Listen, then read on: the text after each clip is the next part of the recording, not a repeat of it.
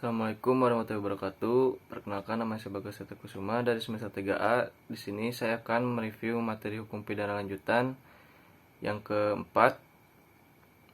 Kemarin kita membahas pernyataan bentuk ke-1 dan bentuk kedua.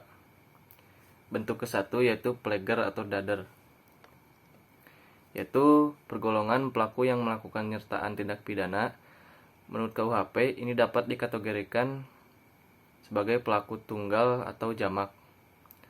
Contoh kasusnya yaitu pertanggungjawaban pidana dokter, perawat, dan penanggung jawab klinik sebagai pelaku tindak pidana aborsi. Persoalan aborsi banyak terjadi di mana-mana dan dilakukan secara ilegal. Praktek aborsi yang dilakukan oleh orang-orang yang tidak bertanggung jawab berjalan terus secara gelap. Bahkan dilakukan oleh tenaga medis. Pada umumnya bahwa para pelaku melakukan praktik aborsi tidak sesuai dengan aturan indikasi kedaruratan medis, setara profesi, dan standar operasional prosedur. Seorang dokter, perawat, dan penanggung jawab klinik sebagai pelaku tindak pidana aborsi dapat dikenai pertanggungjawaban pidana. Perbuatan yang dilakukan mereka telah memenuhi unsur pertanggungjawaban pidana, yaitu adanya tindak pidana yang dilakukan oleh pelaku. Adanya unsur kesalahan berupa kesengajaan atau kealpaan, adanya pelaku yang mampu bertanggung jawab, dan tidak ada alasan pemaaf. Kasus ini termasuk kategori pasal 55 KUHP. Bentuk pernyataan yaitu dokter termasuk pleger (orang yang melakukan), perawat, dan pertanggungjawaban klinik termasuk medef pleger (orang yang ikut serta melakukan). Perawat dan penanggung jawab klinik termasuk medef pleger.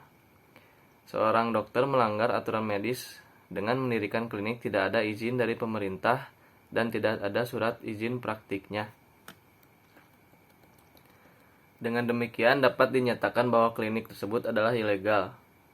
Oleh karena itu, diharapkan bagi para tenaga kesehatan dalam menjalankan praktik kedokteran dan memberikan pelayanan kepada pasien harus mentaati aturan standar profesi, standar operasional prosedur, dan aturan hukum yang berlaku.